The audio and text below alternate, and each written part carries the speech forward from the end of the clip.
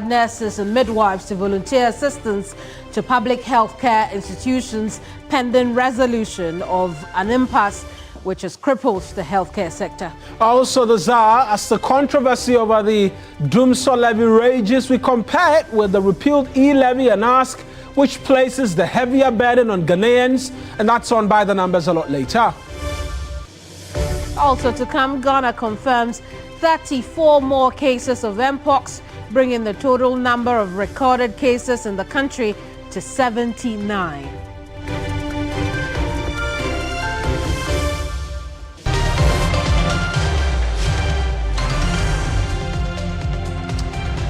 Hello there, welcome to yet another afternoon with the both of us here on News Central. I am Mawina Egbeka. And I am Kemini Aman. On News Central starts right now.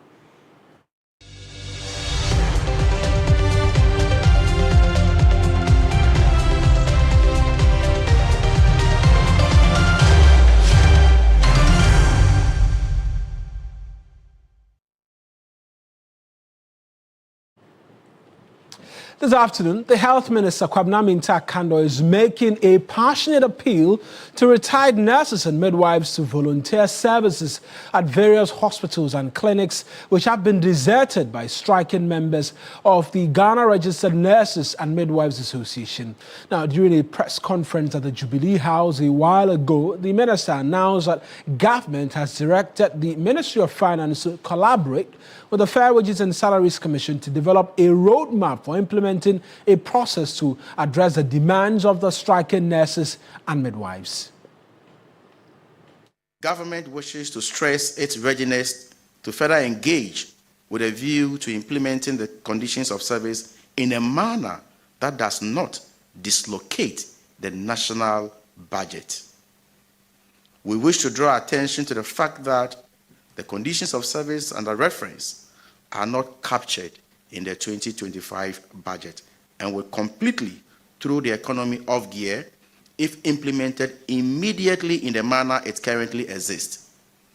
We are mindful of the serious economic consequences of unbudgeted expenditure and want to avoid the economic slippages that led to the hardship in the recent past. Government commits to continue to engage with the nurses in order to achieve a mutually acceptable outcome in the interest of the public.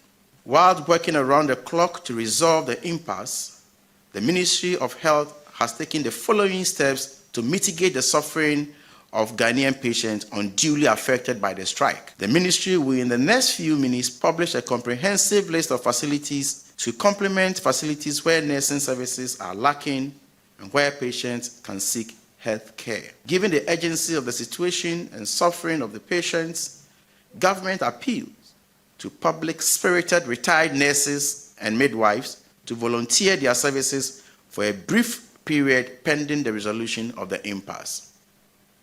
We further express our deep appreciation to practicing nurses who have opted to remain at post to help suffering patients and urge others to show similar fellow feeling and assist our ailing compatriots, even as efforts are made to address their concerns. Government reiterates its commitment to dialogue with the GRNMA with a view to resolving this impasse for full nursing services to be.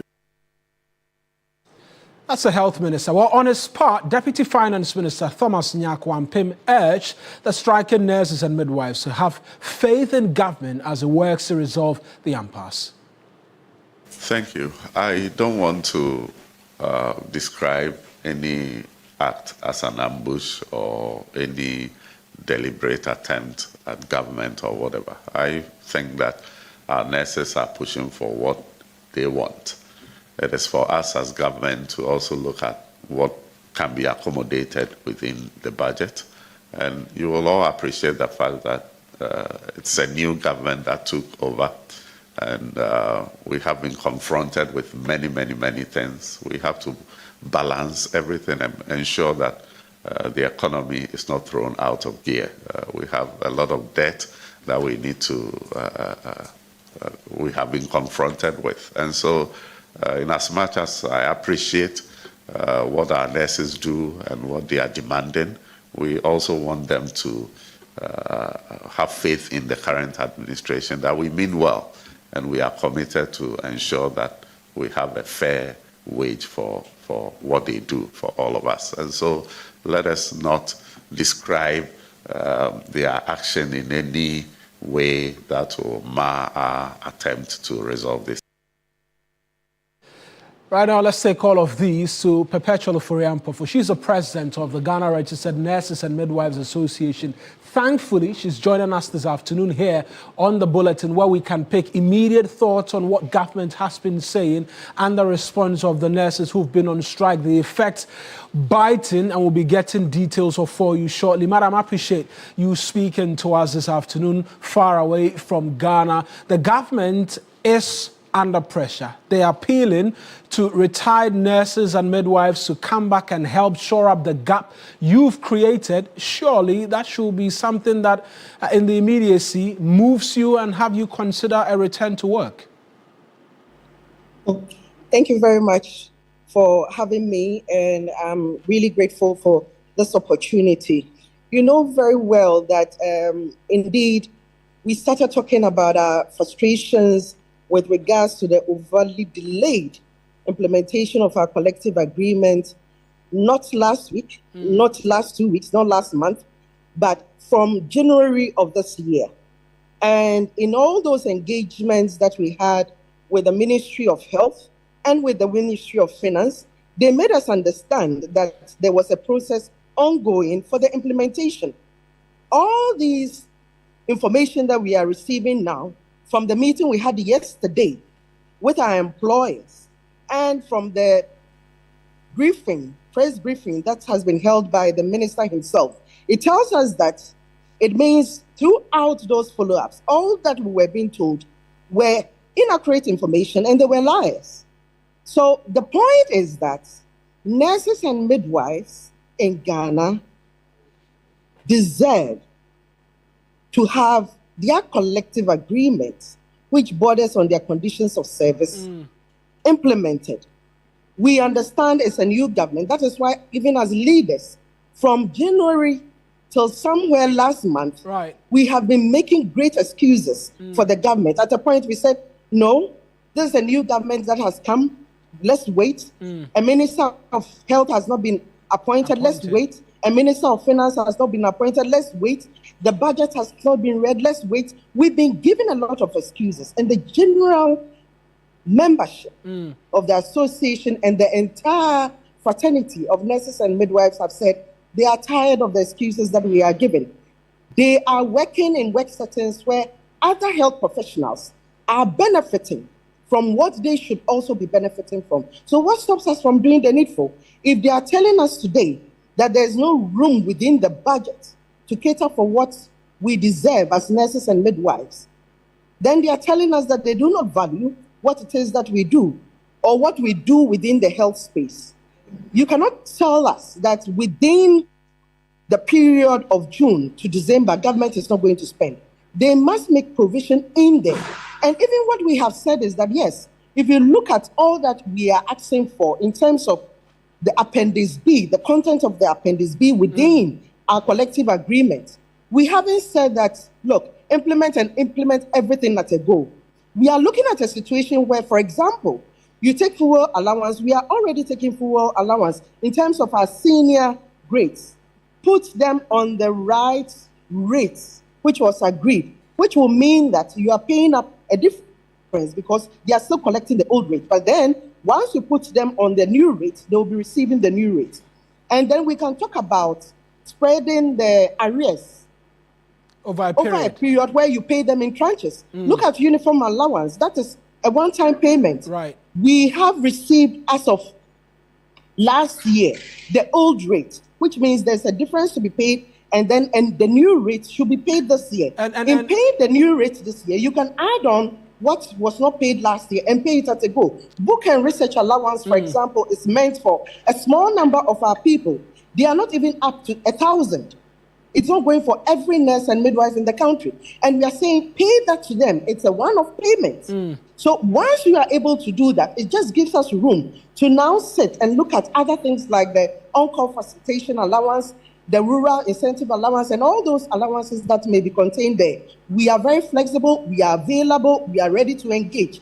We don't want anybody making it seem as if the leadership is not ready. Yesterday, we were in a meeting. What they told us was that they can only contain the implementation from January of 2026. Next year. And you find that you find that unacceptable. I want to come unacceptable. I want to come to the aspect of your conversation where you say that you had been engaging before the budget was read and all of that, and you pointed out calling the government liars. Who are you engaging between that period upon until the budget was read, and what was the conversation which you had? Reason for which now you're describing all of the conversations as unacceptable? In fact, we wrote a letter in February 2025. We wrote another letter, official letter, in April 2025.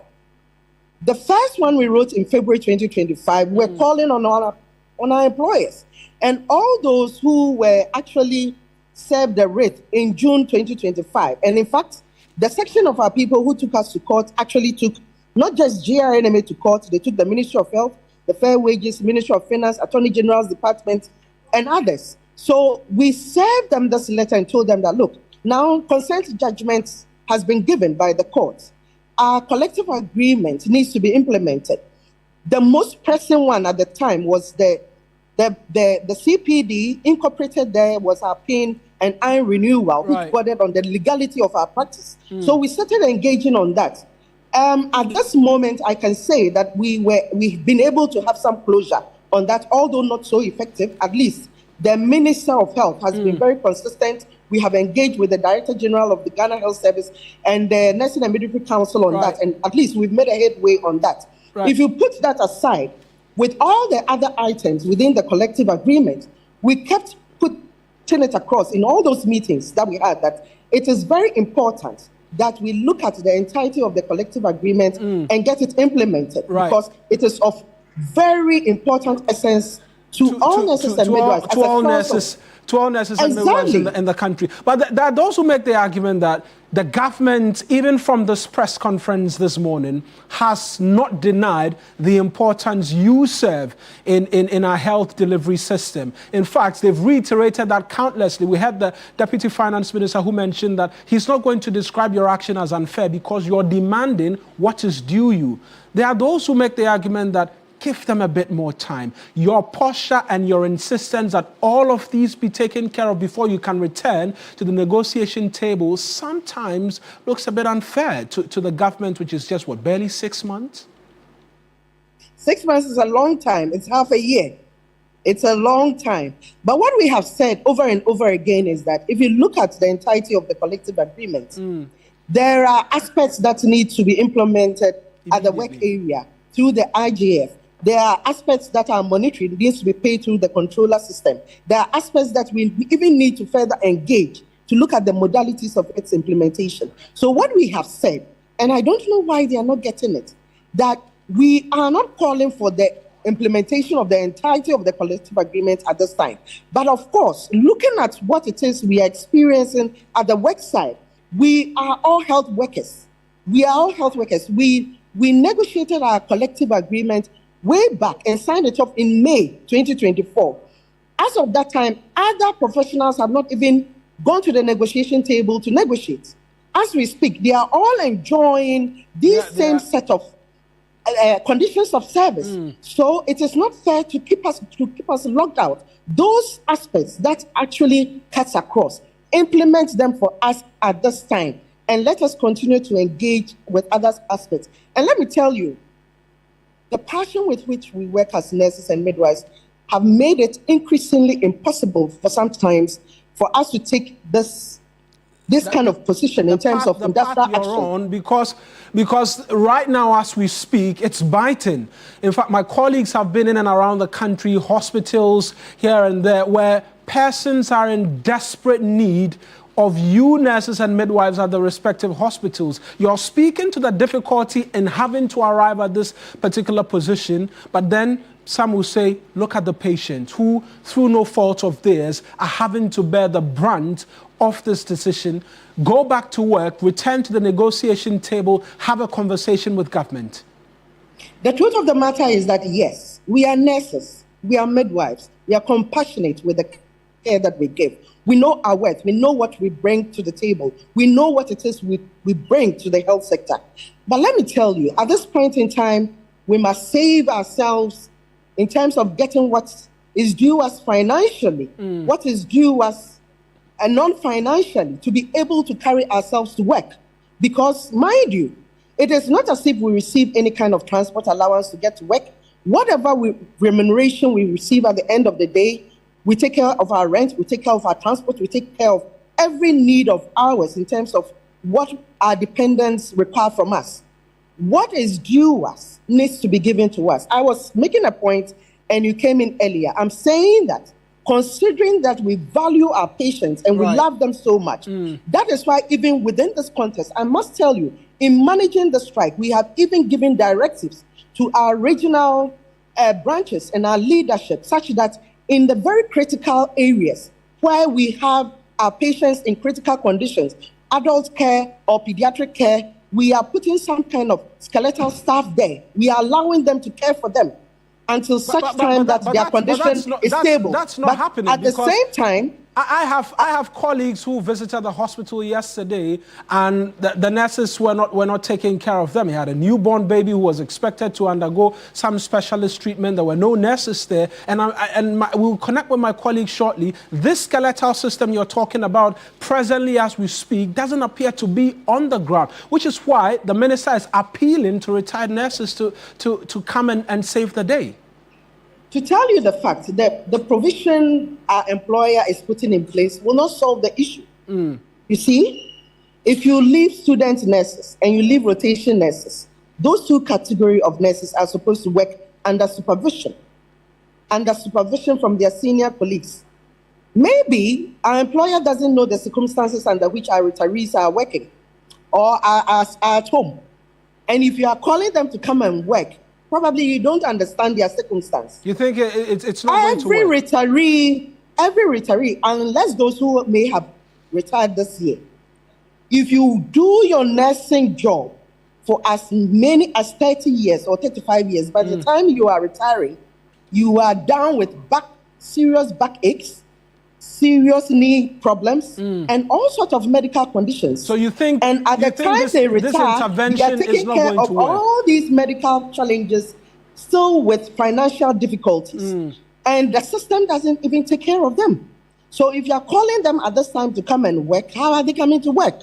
You think they are not even available to come and work. The solution to this problem is that the Ministry of Finance must find space within the budget to cater for the more pressing issues that we've already communicated to them, so that the rest of the issues we can actually come to some agreements and have them done over time. That is all that we are calling for. Madam, and we cannot begin to give service at that time when we haven't seen any commitment on the part of our employer to actually see to the conclusion of this matter. I get it that you're not going to budge on this position. It's a hard pill you're deciding to swallow at this point in time. But we get the indication as well that the National Labour Commission has secured a judgment of some sort from the court describing this industrial action as illegal. In fact, a member from the Registered Nurses and Midwives acceded to the fact that they had received the court processes. Surely that begins to compel you to call off this industrial action, doesn't it? As far as we are concerned, you know, when it comes to this matter, there are technical matters related to it and legal matters related to it. We haven't been served. And it doesn't take all these things to compel us to go back to work. It will take more than... I'm telling you that the practitioners themselves are resolute. Right. I'm not even going to tell them to go to work and they will get up and go to work. Or the National Council. We are looking at a situation where we can get the most pressing issues within our collective agreement implemented. I've mentioned some of them to you on this call. That is what we are pleading with the Ministry of Finance to look at. Our employer, our mother ministry, the Ministry of Health to look at, so that we can continue to engage on the other issues. We are available. We are available to engage. I may be away, but there's a strong team of leaders in Ghana to engage at any point in time when they are called upon.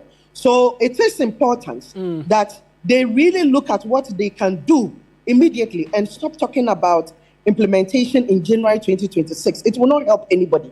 And I'm telling you, the mitigation systems that have been put in place will not solve the issue. Those issues that are of critical nature and has come to our attention, we have helped to resolve them. At this point in time, I'm telling you, nurses and midwives in Ghana are resolute, and they are not going to back, even if nursing leadership tells them to do one thing or the other. They are looking forward to having their uniform allowance implemented. They are looking forward to having their fuel allowance implemented. They are looking forward to having their book and research allowance implemented and all other allowances. But like I said, as leaders, we are ready to sit at the table and have some measures put in place that can help spread the arrears and spread out the implementation, as it were. But to wait till January 2026, it is not a fair way of looking at it. And if that is what the position of the employer is, we are going to tell them squarely that they want to treat us unfairly, and it is not just. They must treat us justly so that we feel we've been treated well to be able to call off this industrial action. I appreciate you speaking to us, Madam, and I'm hopeful that we can have a conversation again shortly. That's Madam Perpetual Oforiampofo. She's the president of the Ghana Registered Nurses and Midwives Association, speaking to us this afternoon, where she, amongst many other things, says, what, the government is treating them unfairly, Kamini? And indeed, it's a very strong position they've taken, that they are not budging. They are making sure that what is due them is given to them by the government. And she says that nurses, even if they decide based on this court processes we're learning of by the NLC is served on them, because she says it's not been served on them, they are not sure the nurses who hit to their call if they say they should call the industrial action off. And you know, she mentioned how in certain areas, plans have been made for the nurses to have a lean staff in those areas. So let's check on the ground what our reporters are bringing in. Safwa Boaheng is our first stop. She's visited the Mamprobi and Kolebu hospitals. She's joining us now with the very latest. Safwa, what can you report? It's a midwives association strike, which is basically the nurses strike.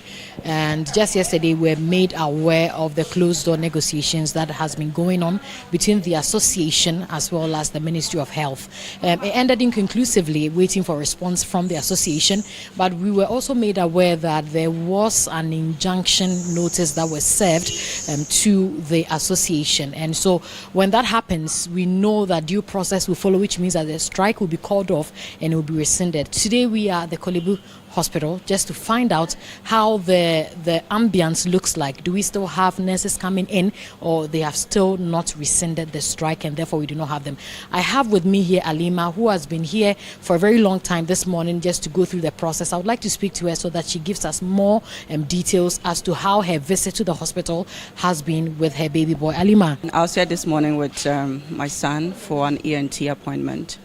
The most interesting part of my visit started, the disappointing part started just yesterday, when my appointment date was written as 9th June, Tuesday. Apparently 9th June is Monday. So I called numbers, I wasn't able to get through to anyone.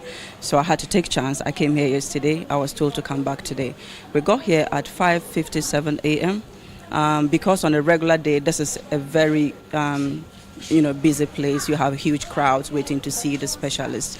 Unfortunately, I think we're barely about 15 people when the process started till at this time when everyone had already seen the doctor. They started work at 8:37 thereabout, but on a regular day by 7 they would have started work. And I saw the doctors having to reassign themselves to do some of the administrative process, calling out files to get people, directing them where to go to next before they get to talk to. Which originally should have been the nurses. The work of the nurses. And again, the regular process of going through a clinic or in a health facility is having to go through where they take your vitals. But today, there was nothing like that. So nobody had their vitals taken. You just go make payment and go see the doctor straight. Yeah, so that's what happened. I think it's really exciting that the doctors were patient enough to reassign themselves, being very efficient to see the few people that were here today. But that said, given that the injunction had been served on the nurses, I think it's become illegal for their strike to continue. Perhaps once we don't have visibility of how soon they are going to resume work, for me, I think that maybe in the interim, government might look at recalling some retired nurses, national service personnel, student nurses to probably take charge of some of the activities while these guys are still on strike. So we are still embarking on tour to various health facilities across the Greater Accra region. We are at Mamprobi Hospital now, and we are following up on how the ambience and the situation is. Are nurses back to their various posts, or they are still holding on to the industrial action? And so I have with me here one of the women who came here for weighing, and she has a story to tell. Pacho, Edini, Pacho, I friend Betty. Betty, Pacho, Bayede. Kamedia Kolani ba weighing. Maybe I will be any harness, ni be any hase. Oma to 2 more dine, a home so I empty, be answer. This I made in the corner because I never know where you make. I was sent me back last week, but my baby I am better on internet. Near mammy, quite say member. Into me, if you remember, my baby doing so. So, mamba, into this I miss in the corner. I wouldn't know because I see a mom body. I just almost resume and I should say. Bibiensi but nena me buy say me de me bani ba win but me buy na man be too be enti me kofi. Oh ha me mo because ene mo na say o mama me bani eyi. O mo ka so me man e duru bi e de ato nenu. Eni nti na me buy enti o man ba ne so e ha me so. Eti e bia nya me bua e kosi Thursday de me ba. So Letitia has been explaining to me that her 5-month-old baby was supposed to be on weighing so that they also give her some vaccination. But unfortunately, because of the absence of the nurses, she doesn't have any other choice than to go back home. And then later within the week, she will find another time to come and check if the nurses have reported and that they can sort it out. So we are at Mamprobi Hospital currently, like I mentioned earlier on, and we have interviewed some mothers and patients who have come to the hospital, but they are going back home because the nurses are not around, and so the purpose of their visits has been annulled, and definitely they have to go. So this is what is happening at some of the hospitals that we have visited.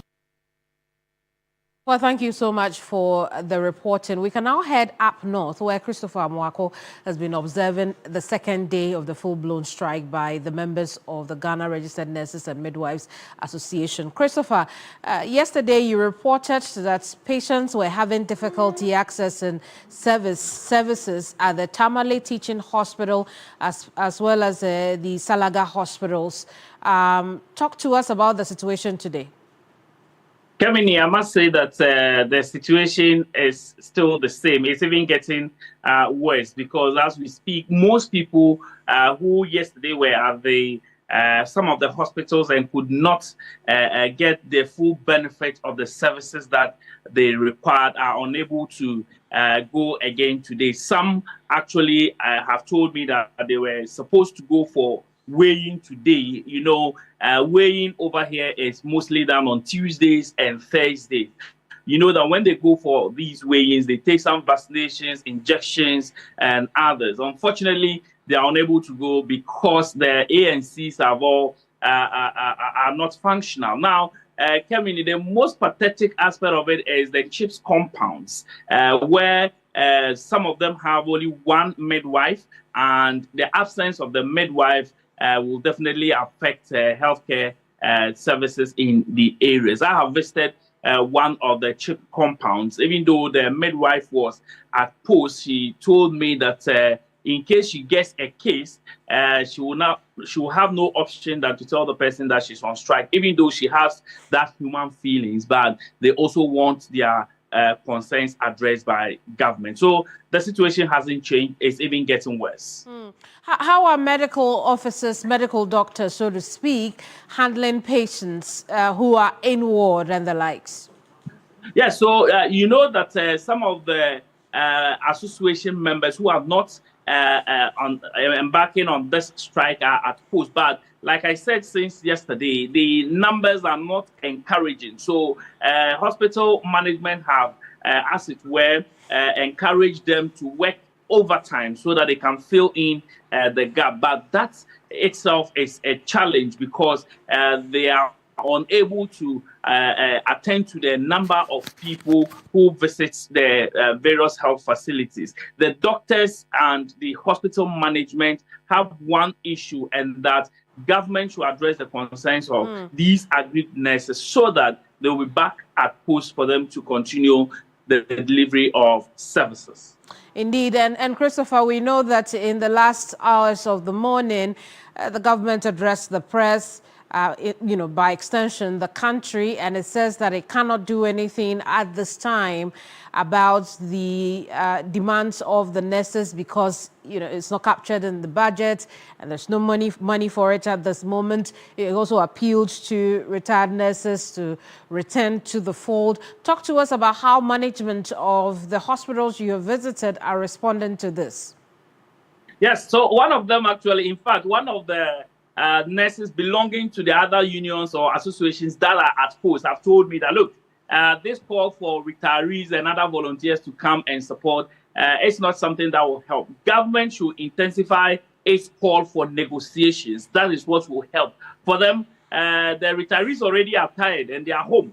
And so they cannot do much. So, for instance, you go to rural communities where there's not even a retiree. How are they able to come in and support? So they are saying that government should rather focus on negotiating with the aggrieved members of the Ghana registered nurses and midwives so that they can reach an agreement rather than making those comments of getting retirees and other volunteers to come in, because they believe that once the concerns of the Ghana registered nurses and midwives are addressed, their concerns will also be addressed. Because, in the first place, they all have the same concerns. It's just that other groups feel left out in the negotiations. And so they are also praying that the concerns of this one should be addressed so that they can also push for theirs to be addressed.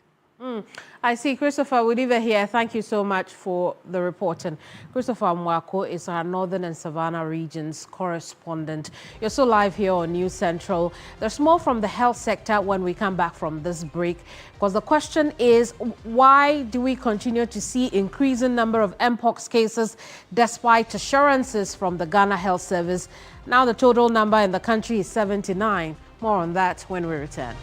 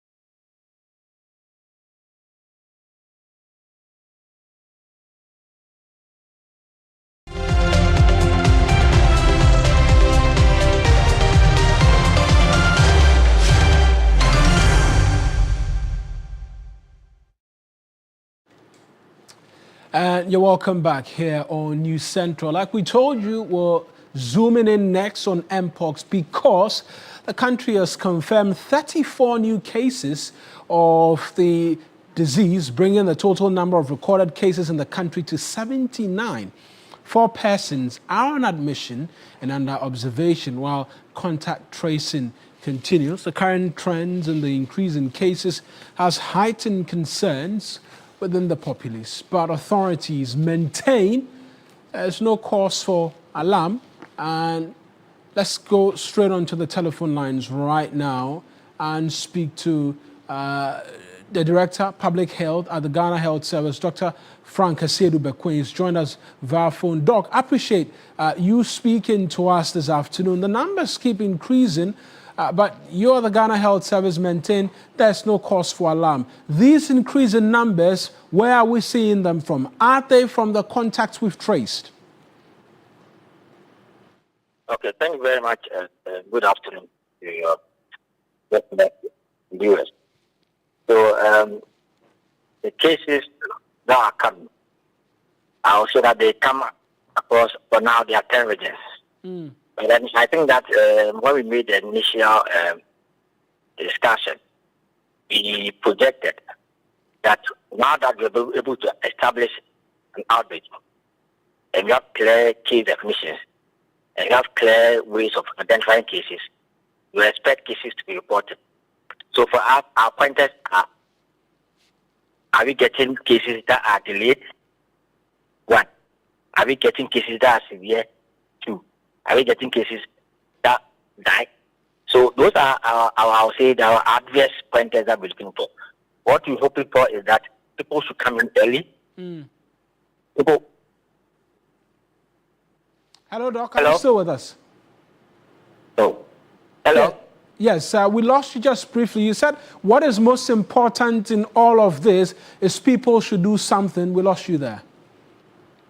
What I'm saying is that we are not just looking at the numbers. We are looking at when are people reporting. Are they coming in delayed? In that case, our intervention is not working. Right. Are they coming in severely ill? In that case, our interventions are not working. Are they dying? For now, we are not seeing that. So clearly, it tells us that we are actually trying to get what we want to do.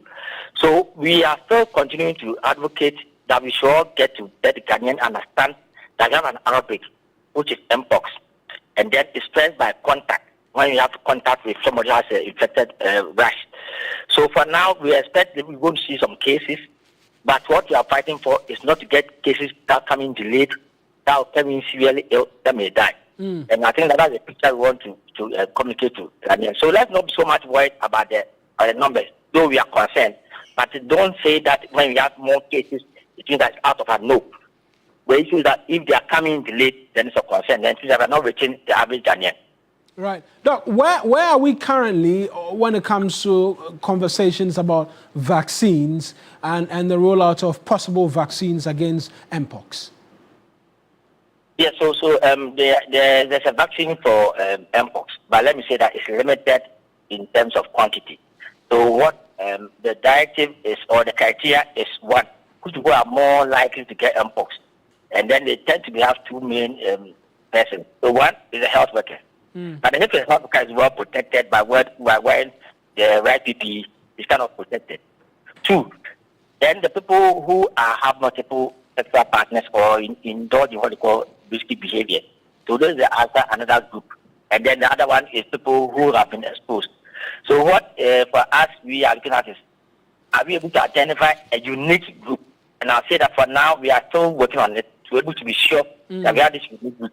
And then now we are engaging, fine-tune our vaccination criteria. But I don't want to say that vaccines are across board, so people should ignore the preventive measures. The key message is prevention. Prevent yourself from getting infected. Right. Doc, just finally on the numbers, are we to expect a further increase in the number of persons who contract the disease? I ask this because that will then allay the minds of many Ghanaians that from the perspective of the Ghana Health Service, we're perhaps expecting to see a lot more persons before it begins to plateau. Yeah, so, let's say the first 2 cases, there was a delay of about 2-3 weeks before they came to the hospital. So these persons will actually have gotten people into contact. So we realized that of all these delayed in cases, all these people, some of them will come out as cases and also following contact tracing. So what we project is that you're going to see some cases, higher cases, over the next maybe a week or two. But then what we don't expect to see is still delayed in reporting. What we don't expect to see is people who are coming very ill. What we don't expect to see is people who are dying. And I think that those are the pointers we are working on as a service. Hopefully, after maybe 2 or 3 weeks, we expect the case to be going down by rates. Right then, Doc, I will leave it here. I'm sure we'll come back to you again. That's Dr. Franklin Esiedu-Bekwai, is the Director of Public Health Service at the Ghana Health Service, speaking to us. Let's move away from health now. And head straight to the courts, where lawyers for Solomon Asamoah, former CEO of the Ghana Infrastructure Investment Fund, and Professor Christopher Ameyaw-Ekumfi, its board chair, have requested the High Court to modify their clients' bail conditions, particularly the requirement to report to investigators. The two face multiple charges, including willfully causing financial loss to the state and intentional dissipation of public funds linked to the failed $2 million Accra SkyTrain project. Both have pleaded not guilty and were granted bail. Asamoah at 15 million cedis with 2 sureties and Ekumfi at 10 million cedis with 2 sureties.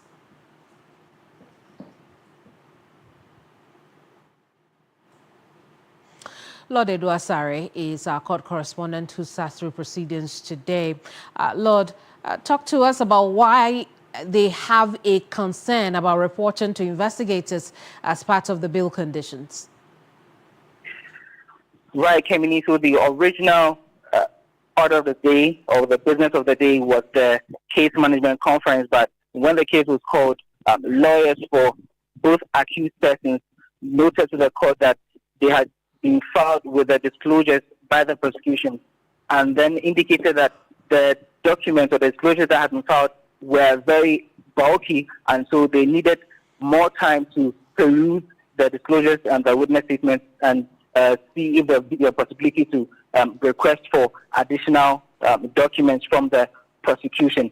Now, you'd also recall that the former chief executive of GRNMA, Solomon Asamoah, he was granted a bail of 15 million with 2 sureties and then supposed to report to the police 3 times a week, while Professor Ekumfi was granted 10 million bail with 2 sureties and then to report to the police once a week. Now, the lawyers indicated that they made an oral prayer actually to vary the bail terms. They couldn't get into the details because at that point the presiding judge in the matter, Comforter Siame, asked them to make a formal application, file the application requesting the variation of the bail conditions.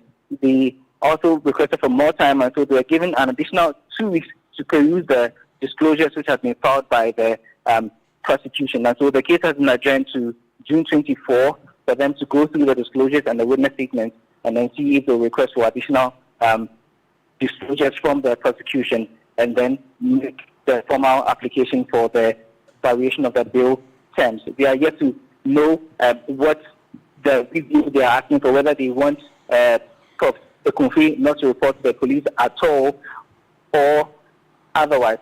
Same goes to Solomon Asamoah, who is to report 3 times a week, whether they want to reduce to a lesser reporting time. And then, Kemini, you recall that Charles Bichu, the former secretary of the Interministerial Committee on Illegal Mining, he was also in court today. And in his case, you recall that at the last time we were in court, last week, the second accused person, Andy Owusu, the former aide of the NP Ashanti Regional Chair, he was convicted on his own plea after getting into a plea bargain with the prosecution. Again, today we were supposed to go for the case management conference, but when we came, we realized that Charles Bichu had changed his lawyer. It was a different lawyer who was representing him this time around. The former lawyer was Kofi Osubuatin, but this time around we realized that veteran lawyer Augustine Obour, he was now representing Charles Bichu, and so he prayed the court for more time to go through the disclosures that had been filed by the prosecution. And so, again, the case was adjourned to June 16 for the case management. Thank you so much for reporting. Lord Edu Asare is our court correspondent. Now, we'll turn attention to other issues because These group of men left Ghana with dreams of better lives but found themselves on the front lines of a foreign war. In a trapped-in war, Godwin Asedeba uncovers the perilous journeys of young Ghanaian men deceived into fighting the Russian-Ukraine war. Some returned wounded, others never made it at all. Families wait desperate for answers. It premieres on Wednesday, June 11th at 9 p.m. Here are SFs. I saw my friends dying. If they see you are in pain, all what they can do to help you is, if it's your hand, they will cut it. If it's your leg, they will cut it. Then they will give you artificial. I'm half human being. All of my teeth, they are all artificials. Another day in Ukraine, a place where fear is felt in every corner, where the sound of gunfire is a daily reminder of a war that never seems to end. But for some Ghanaian men, this is not just a battlefield. This is a nightmare they cannot wake up from. 14 young men, you can remember, left Ghana in 2024, tricked into believing they were coming to Russia for well-paying jobs. Instead, they were sent here to the front lines of one of the deadliest conflicts in the world, which is between Russia and Ukraine. Start sending some messages that he's not comfortable at the camp, so he wants to leave. He tried to escape, but they arrested him, so they sent him back. From there, we have never heard anything from him. He made a video call. He told him that he was shot. He said his leg. So we have never heard from him since then, until I had a call around this time, exactly 7 p.m. that one man called that his immigration officer. He said, "Do you know somebody in Russia called GRNMA?" And I said, "Yeah." "And have you heard that that guy has passed on?" And I said, "No."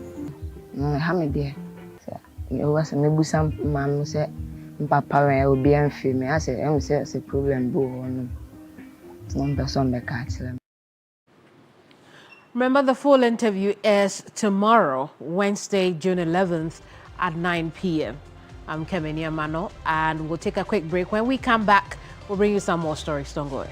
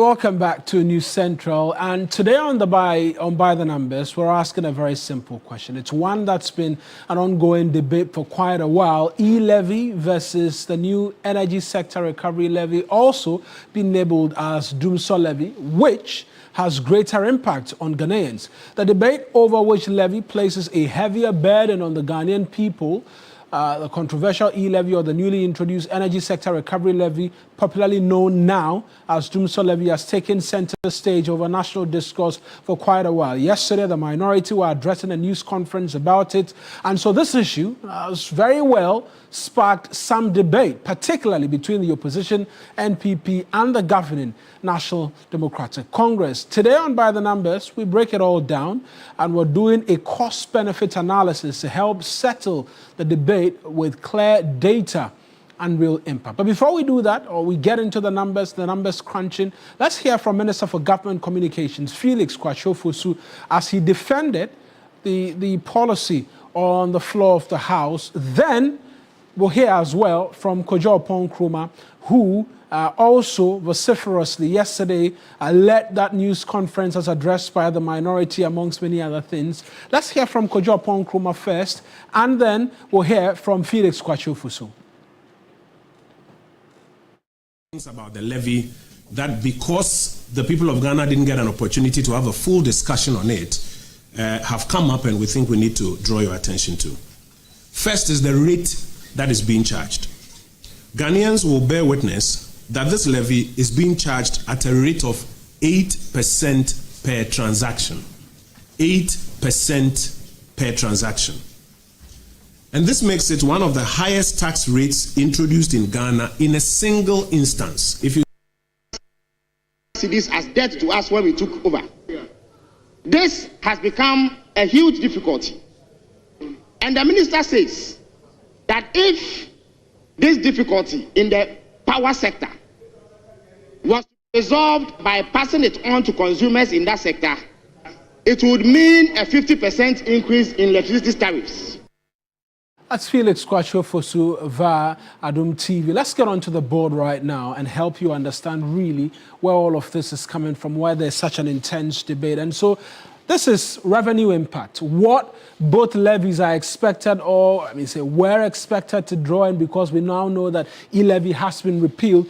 The electronic transaction levy raked in 4.3 billion cedis. The energy sector recovery levy, which is yet to be implemented, 5.7 billion. And that e-levy achieved a 32% efficiency rate, and we'll get into the whys a bit shortly for you as well. But just in terms of the impacts, there's been different analysis made as to what, if I'm sending 200 cedis, how much e-levy was I going to be paying as compared to the buying 200 cedis worth of fuel. Let's try and do that for you quickly. And so when you're buying 200 cedis worth of fuel, you'll be expecting to be paying between 13 and 15 cedis in terms of taxes, whereas on e-levy, that would have been around 3%. But there's a reason why there's been intense argument as to why perhaps the e-levy, amongst many other things, could have failed and the likes. Well, when e-levy was implemented in 2022,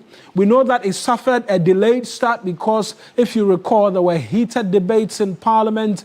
That entire passage was taken to the Supreme Court as well. We're yet to hear the full details of that court particular hearing, but it resulted in a 35% decline in digital transactions from 2022 up until the repeal of the law. In fact, it's on record that after the law was repealed, we saw volumes of transaction increase after the repeal of e-levy. But when we look at the energy sector recovery levy, that is expected to have a 100% coverage. Why? Because fuel is essential. And so if we look at the population targets, e-levy was targeting persons who use digital payment platforms, which hovered around 60% of the population.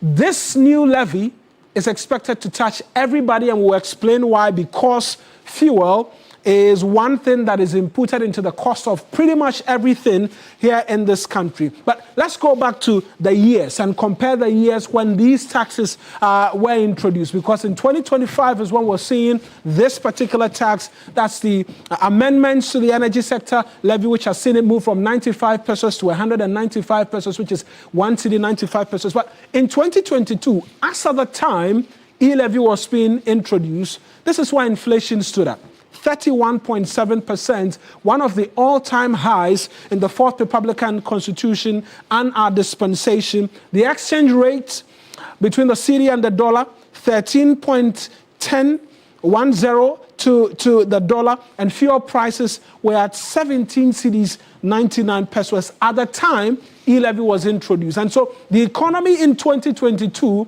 was one that was quite constrained, and so the government needed to find excess revenue to ensure that they could keep things afloat. Whereas in this time period, we're seeing some disinflation. Inflation currently has dropped from the record highs of 2022, was now at 18.4%, as was disclosed by the new government statistician for the month of May. The dollar-cedi ratio, we know the cedi has improved greatly.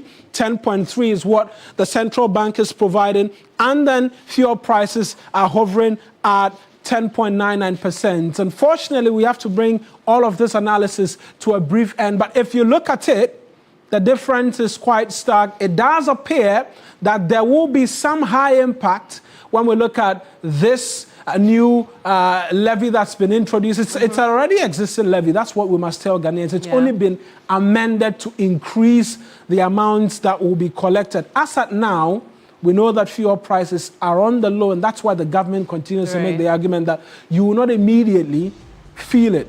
But well, we'll see how it goes on June 16th, right? Yeah, that's a new implementation date, and I think it will coincide with the second pricing window as well of this month. And so we'll see whether it will cross it will go back to 11, 12, 13. We'll see where fuel prices will stand. Anyway, it's time for us to go. Thank you so much for your company. Next is the afternoon show. I'm Kemini Amano. And I am Mawena Egbeta. Many thanks for watching. Bye-bye.